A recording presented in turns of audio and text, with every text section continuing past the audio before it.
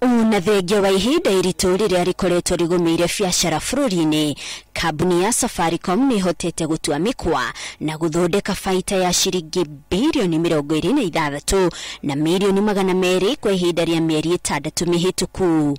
Motungata ma M-Pesa arimu macungiriirie kugacira hanene hari faita ino, kuona ati faita yamo irakurire na gicunje kia makiria ma 16 hari igana na gukinya shiringi bilioni 30.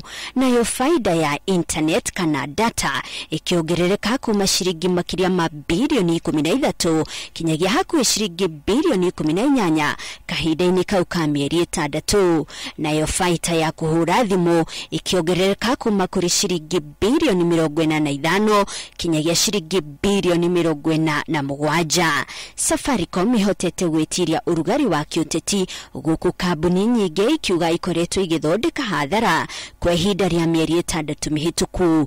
Mwihoko wa kambuni ino ari guthii na mbere na kuongerera faida kwa ihinda ria mieri 6 yukite. Handũ-inĩ ha Inooro TV njĩtagwo Monica Kagoni.